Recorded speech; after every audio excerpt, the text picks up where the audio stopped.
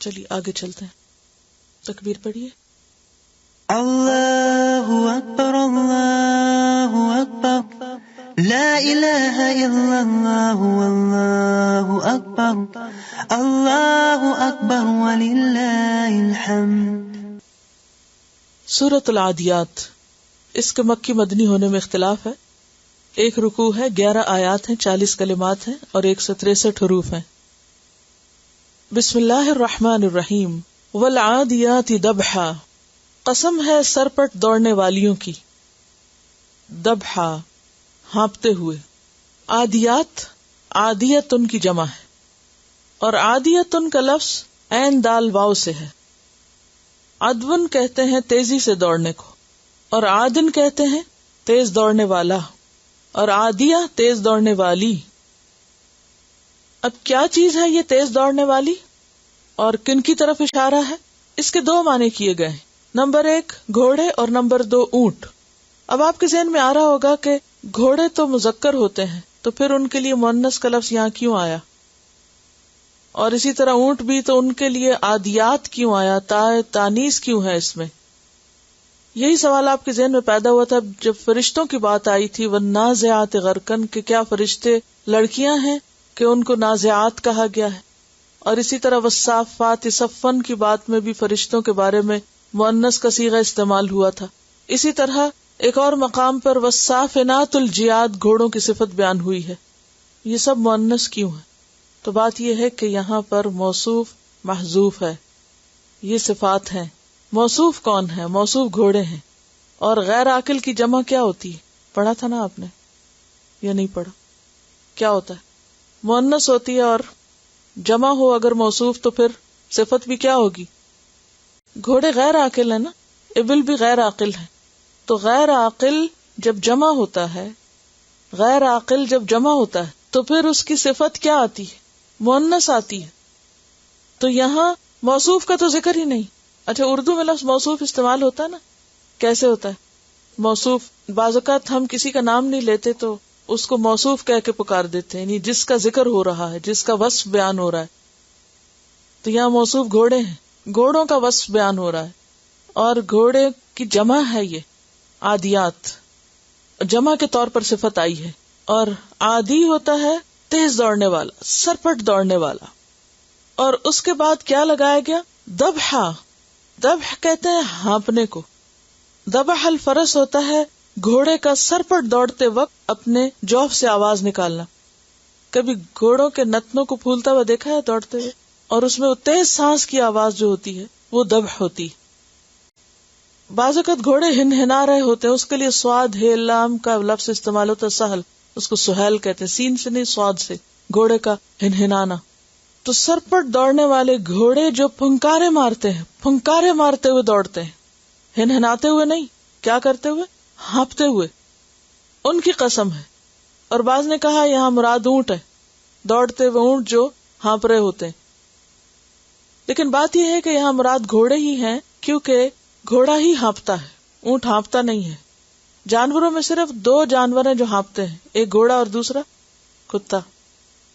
2 ہی جانور ہیں، تو اس لیے مراد یہاں پر گھوڑے ہی ہیں. والعادیات ضبحا. یاد رکھیے کہ یہ سورت اپنے الفاظ میں بہت نئی ہے، یہ الفاظ پیچھے استعمال نہیں ہوئے. عادیات کا لفظ پیچھے نہیں آیا، ضبحا کا لفظ پہلی دفعہ آ رہا ہے. فالموریات قدحا. فالموریاتی، پھر آگ نکالنے والیاں. اور ہم اردو میں محاورے کے لیے ترجمہ کریں گے آگ نکالنے والے، کیونکہ اشارہ ہے گھوڑوں کی طرف. اور موریات کا لفظ جو ہے یہ موریتن کی جمع ہے. ایرا ان سے، پتھر پہ پتھر مار کے یا رگڑ کے آگ نکالنا، جیسے چقماق وغیرہ سے چنگاری نکلتی. اور قدح کا معنی ہے ٹاپ مار کے، رگڑ کر. یعنی وہ گھوڑے جو پتھریلی زمین پہ چلتے ہیں تو ان کے سموں کی رگڑ سے چنگاریاں نکلتی ہیں، کیونکہ وہ نال ہوتے ہیں نا گھوڑے کے پاؤں کے نیچے، تو وہ جب پتھر کے اوپر تیز دوڑنے کی وجہ سے زور سے ہٹ کرتے ہیں اور اس کے اوپر رگڑ کھاتے ہیں تو اس کے اندر سے چنگاریاں اڑتی ہیں. کبھی آپ نے یہ تجربہ کیا پتھر پہ پتھر مار کے آگ نکالنے کا؟ بچپن میں ہم نے کیا تھا. چکماک کا پتھر ہوتا ہے نا، اگر اس کو ایک کے اوپر ایک مارے تو اس سے چھوٹی چھوٹی چنگاریاں. جب دیا سلائی اور آپ کے لائٹر وغیرہ نہیں تھے تو آگ جلانے کے لیے پتھر استعمال ہوتے تھے، یا مخصوص قسم کے درخت ہوتے تھے مرخ اور افار کے عربوں میں کہ جن کی ٹہنیوں پہ ٹہنی ماری جاتی تو اس میں سے بھی آگ نکلتی تھی. تو اللہ سبحانہ وتعالیٰ نے انسانوں کے لیے ہر دور میں آگ جلانے کا انتظام کیا ہوا. اور اب بھی آپ دیکھیں کہ دیا سلائی میں بھی کیسے ہوتا ہے، رگڑ لگا کے آگ نکالی جاتی ہے. تو ان گھوڑوں کی قسم کھائی گئی کہ جو خوب تیز دوڑتے ہیں اور دوڑتے ہوئے پاؤں کی رگڑ سے چنگاریاں نکالتے ہیں، سپارک نکلتے ہیں. اور یہاں اشارہ ہے کس چیز کی طرف؟ دراصل ان کے تیز دوڑنے کی طرف، کہ بہت زیادہ تیز دوڑتے ہیں. فالمغیراتی، پھر غارت گری کرنے والے. مغیرات کا لفظ جو ہے اغارہ یغیر اغارتن سے ہے، اور اس سے مصدر غارتن بھی آتا، غارت گری کرنا. اسی سے لفظ غیر بھی ہے جو اپنے میں سے نہ ہو، غیر المغضوب علیہم. مغیرہ کا نام بھی آپ نے پڑھا ہوگا، مغیرہ بن شعبہ. تو مغیر ہوتا ہے غارت گری کا. غارت گری کیا ہوتی ہے؟ کسی پہ حملہ آور ہونا. فالمغیراتی، پھر ٹوٹ پڑنے والے ہیں، غارت ڈالنے والے ہیں، حملہ آور ہونے والے. اصل میں حملہ آور ہونے میں وہ بات ہی نہیں ہے جو غارت گری میں ٹوٹ پڑنے پہ ہے، کیونکہ شدت کا احساس دلایا جا رہا ہے ان کے شدید کام کا. صبح کے وقت، کیونکہ عربوں کے ہاں عام طور پر غارت گری صبح کے وقت ہوتی تھی، کیونکہ اس وقت لوگ غفلت کا شکار ہوتے تھے. تو جو قبیلے لوٹ مار کرتے تھے وہ صبح کے وقت حملہ آور ہوتے. فَأَثَرْنَ، پھر اٹھانے والے بھی ساتھ اس کے نقع غبار، خاک، گردرہ. یعنی تیز دوڑنے کی وجہ سے جب وہ کسی میدانی زمین سے گزرتے ہیں گھوڑے تو کیا ہوتا ہے؟ خوب تیز دھول اڑتی ہے. کبھی آپ نے دیکھا ہوگا گھوڑوں کی دوڑ کو کہ جس کے پیچھے غبار کے مرغولے اڑ رہے ہوتے ہیں، تو وہ بھی تیز ان کی ٹاپوں کی وجہ سے. یعنی اگر وہ پتھر پہ دوڑے تو رگڑ سے چنگاریاں نکلتی ہیں، عام زمین پہ دوڑے تو دھول اڑتی ہے. ان کی پوری قوت کے ساتھ ان کے ایکشن اور ان کے کام کو واضح کیا گیا ہے یہاں. فَوَسَطْنَ بِهِ جَمْعًا، پھر وسطنا، وسط کا کیا مطلب ہوتا ہے؟ درمیان. وسطنا، وسطا کا معنی ہے درمیان میں گھس جاتے ہیں. پھر گھس جاتے ہیں بِهِ ساتھ اس کے، جمعا جماعت میں، گروہ میں، لوگوں کے اندر، فوجوں میں. ان الانسان لربہ لکنود، بے شک انسان اپنے رب کا بڑا ناشکرا ہے. یہاں گھوڑوں کے کارناموں پر قسم کھائی گئی ہے کہ دیکھو گھوڑے اپنے مالک کے کس قدر وفادار ہیں. انسان گھوڑوں سے کیسے کیسے کام لیتا ہے. ایک جانور اپنے مالک کے لیے کتنی محنت کرتا ہے کہ جب وہ اس کو دوڑاتا ہے تو سرپٹ دوڑتا ہے، اور اتنا دوڑتا ہے کہ ہانپنے لگتا ہے. دوڑتے ہوئے ہانپنے کا مطلب کیا ہے؟ کہ اپنی پوری قوت سے دوڑے اور سانس بھی چڑھ گیا پھر بھی نہیں رک رہا، پھر بھی دوڑتا چلا جا رہا ہے.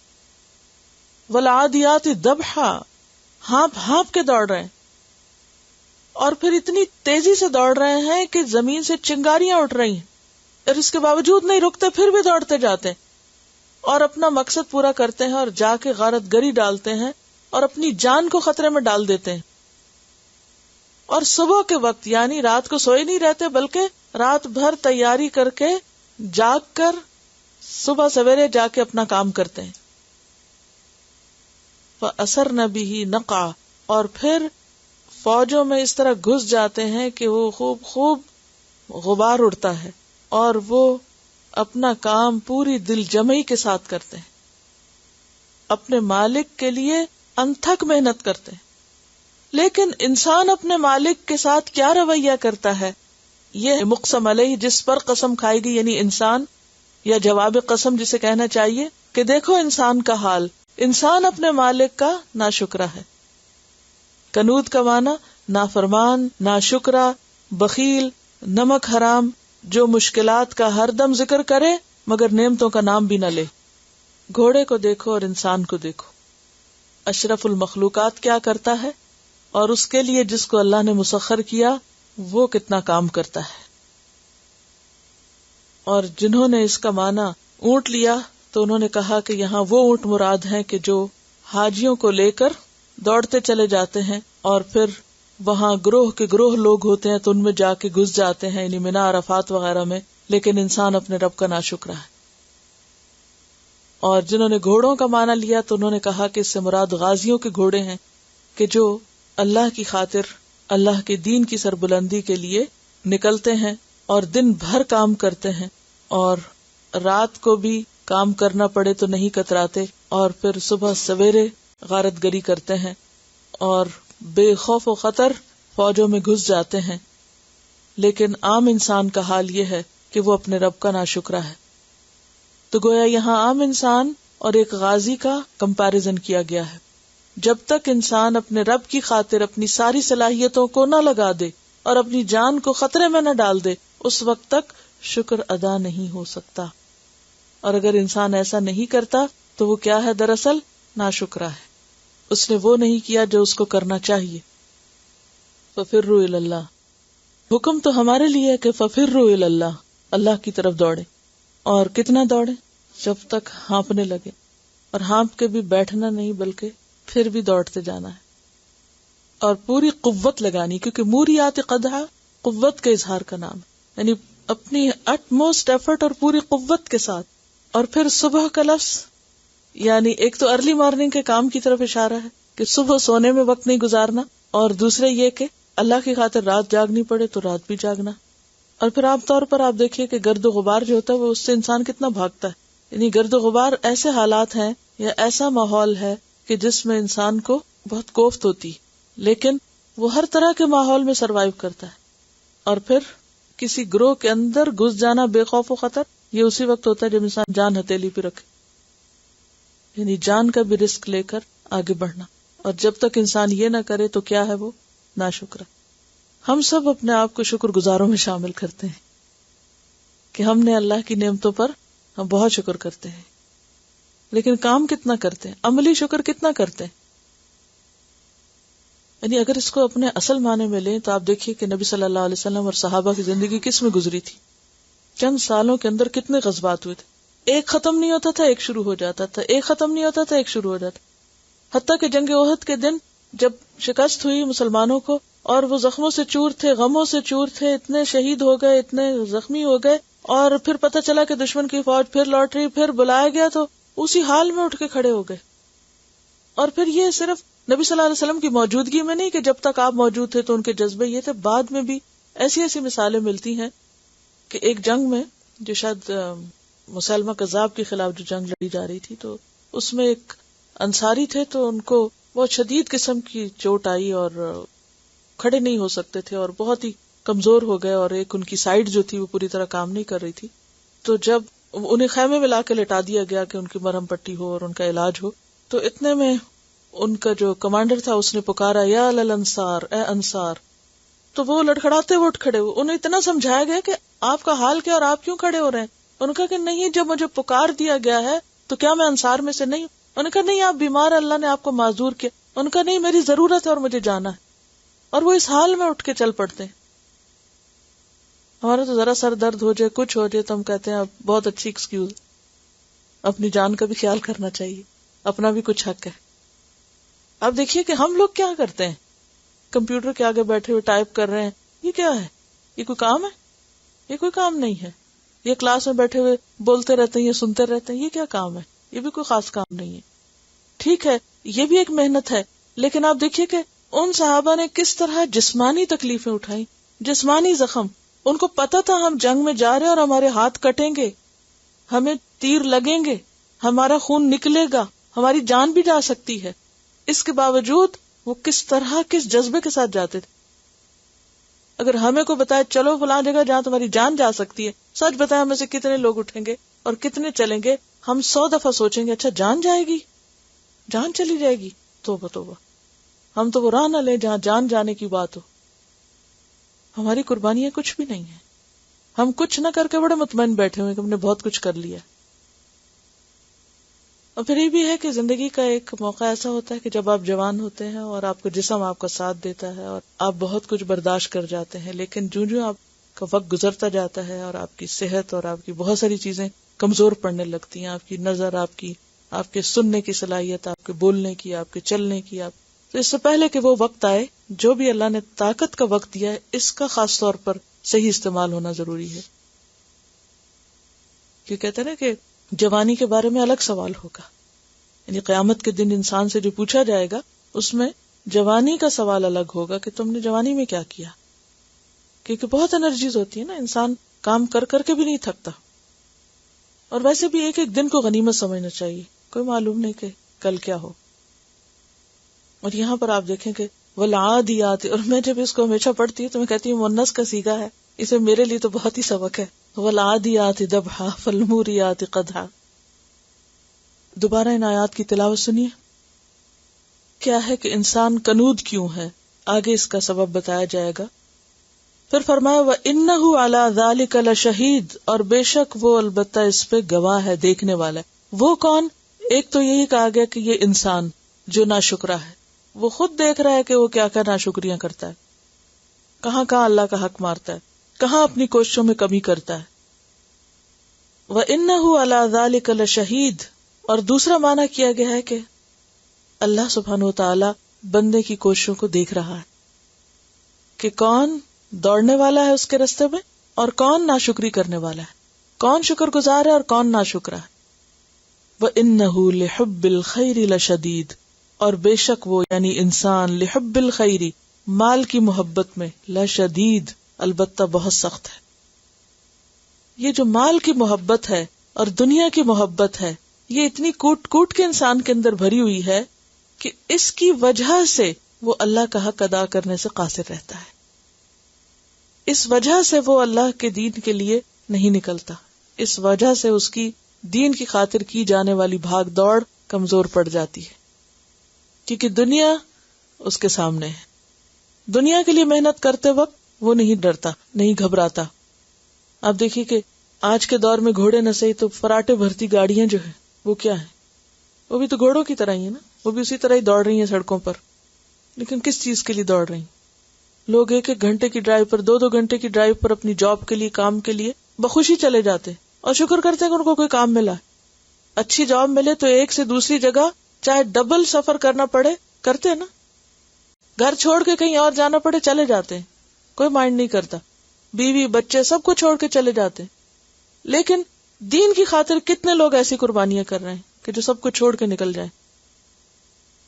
وَإِنَّهُ لِحُبِّ الْخَيْرِ لَشَدِيدٌ، کیونکہ مال کی محبت انسان کو ہلنے نہیں دیتی، اور مال جو ہے وہ باقی تمام چیزوں میں انسان کو مادی چیزوں میں پیارا ہوتا ہے، تو اس لیے مال کا یہاں ذکر کیا گیا. ورنہ تو کوئی بھی چیز جو انسان کے راستے میں رکاوٹ بنے وہ سب چیزیں یہاں پر آ جاتی ہیں. اور مال کی محبت کے بارے میں سورۃ الفجر میں بھی آپ نے پڑھا وَتُحِبُّونَ الْمَالَ حُبًّا جَمًّا. اور یہی وجہ کہ آپ دیکھیں گے کہ ہر طبقے کے لوگ، ہر عمر کے لوگ، ہر نسل اور ہر رنگ اور ہر جنس کے لوگ اس کمزوری کا شکار ہے، الا ماشاء اللہ. کوئی مشرق میں ہو یا مغرب میں ہو، مال کی محبت اس کے اندر کوٹ کے بھری ہوئی ہے، کوئی دین پہ ہو یا دنیا پہ ہو. ہر بندے کے اندر کسی نہ کسی درجے. یہ الگ بات ہے کہ کوئی بہت زیادہ اس مشکل میں مبتلا ہے، کوئی اس سے کم، کوئی اس سے کم، کوئی اس سے کم، یعنی لیولز ہیں، لیکن کوئی یہ نہیں کہہ سکتا کہ مجھے مال سے کوئی تعلق ہی نہیں ہے. وَإِنَّهُ لِحُبِّ الْخَيْرِ لَشَدِيدٌ أَفَلَا يَعْلَمُ، کیا پھر وہ نہیں جانتا، یعنی اس کو یقین نہیں، یا علم سے مراد یقین ہے، کیا اس کو یقین نہیں؟ اذا بعثر ما فی القبور، جب نکال لیا جائے گا جو کچھ قبروں میں ہے. اور بعثر کا لفظ پیچھے آپ پڑھ چکے ہیں، وَإِذَا الْقُبُورُ بُعْثِرَتْ پیچھے آ چکا ہے نا، الٹ پلٹ کر دیا جائے گا قبروں کو، کہ جب الٹ پلٹ کر کے جو کچھ قبروں کے اندر ہے ذرہ ذرہ سب نکال لیا جائے گا. وَحُصِّلَ مَا فِي الصُّدُورِ، اور حاصل کر لیا جائے گا جو بھی سینوں کے اندر ہے. حصل کا لفظ ہے نا، حصل یحصل تحصیل سے ہے، جس کا معنی ہوتا ہے چھلکے سے گودا اور مغز نکال لینا. جیسے آپ بادام توڑ کے اس کے اندر سے چیز نکالتے ہیں نا، یہ کسی بھی چیز کے اندر کی چیز، اس کے لیے لفظ حصل آتا ہے. ما فی الصدور، جو سینوں کے اندر ہے وہ نکال کے باہر کیا جائے گا. سینوں کے اندر کیا ہے؟ انسان کے ارادے، نیتیں، اس کے موٹیوز. بعض ارادے اور بعض نیتیں انسان کی سامنے ہوتی ہیں، ظاہر ہوتی ہیں، اس کے عمل میں جھلک رہی ہوتی ہیں، اور بعض ہڈن موٹیوز ہوتے ہیں، اس کے چھپے ہوئے مقاصد ہوتے ہیں، وہ کچھ نہیں ظاہر کرتا کسی اور پر کہ اس کا مقصد کیا ہے. مثلاً ایک شخص دین کے لبادے میں دنیا مقصود رکھتا ہو، اس نے اپنے اوپر دین کا لبادہ اوڑھ رکھا ہے، لیکن اس نے دین کا لبادہ کیوں اوڑھا؟ تاکہ وہ دنیا کما سکے، مال کما سکے. لیکن اللہ سے کچھ بھی چھپا ہوا نہیں. کل قیامت کے دن انسان کی جو اصل نیت ہوگی نا، اصل ارادہ ہوگا، اصل چیز جو اندر کی ہوگی وہ باہر لائی جائے گی، اور اس کی بنیاد پر اعمال کا وزن ہوگا. کیونکہ انما الاعمال بالنیات، یعنی ما فی الصدور میں دونوں طرح کی چیزیں ہوتی ہیں. اچھی نیتیں اور اچھے ارادے، ان کو بھی نکال لیا جائے گا. اور اس کا فائدہ کیا ہوگا کہ انسان اگر کسی اچھی نیت پر عمل نہ بھی کر سکا تو اس پر ہی اس کو اجر دیا جائے گا. اور اسی طرح اگر کسی شخص نے بظاہر اچھا کام کیا لیکن نیت اچھی نہیں تھی تو اس پر اس کو اجر نہیں دیا جائے گا. تو نیت جو ہے وہ بہت اہم چیز ہے. وَحُصِّلَ مَا فِي الصُّدُورِ إِنَّ رَبَّهُمْ بِهِمْ يَوْمَئِذٍ لَخَبِيرٌ، بے شک ان کا رب ان سے اس دن خوب باخبر ہوگا. رب تو آج بھی باخبر ہے، تو اس دن باخبر ہونے کا معنی کیا ہے؟ یعنی بدلہ دینے والا ہوگا. جو کچھ کسی نے کیا ہوگا اس کی خبر لے کے، اس کا حال معلوم کر کے اس کے مطابق اس کو دے دے گا جو وہ اس کو چاہیے ہوگا. جس کو سمجھ آ جاتی ہے نا آخرت کی کہ آرام کی جگہ وہ ہے، گھر وہ ہے، تو اس کے لیے پھر یہ چیز مشکل نہیں ہوتی. یہ ان کے لیے مشکل ہے جو دنیا کو دل لگانے کی جگہ سمجھ کر، دنیا کو گھر بنا کر اس میں جم کے بیٹھے ہوئے ہیں جیسے ہمیشہ یہاں رہنا ہے. کیونکہ والذین آمنوا اشد حبا للہ، وہ لوگ جو ایمان لائے اللہ کی محبت میں سب سے زیادہ شدید ہوتے ہیں. وہ کام جو ان کو اللہ کی محبت کے قریب کرے وہ ان کے لیے سب سے پسندیدہ ترین کام ہوتا ہے. ان کا آرام بھی اسی میں ہوتا ہے. اور یہ جو خیر کا لفظ ہے مال کے لیے کئی جگہ پر قرآن مجید میں استعمال ہوا ہے. یہاں خیر سے مراد نیکی نہیں ہے، کیونکہ عام انسان نیکیوں کے حریص اتنے نہیں ہوتے، تو اس لیے اس کا معنی کیا کیا جائے گا؟ مال. اس صورت کو اور پچھلی صورت کو ملا کر دیکھیں تو اس سے کیا پتہ چلتا ہے کہ انسان کو اللہ کے راستے میں اپنی جان، مال اور قوت جو ہے اس کی، یعنی جو کچھ بھی ہے اس کے پاس، وہ سب لگا کے یہ ثابت کرنا ہوگا کہ واقعی وہ اس کا بندہ ہے اور واقعی اس سے وہ سب سے زیادہ محبت کرتا ہے اور اس کی خاطر ہر چیز قربان کر سکتا ہے.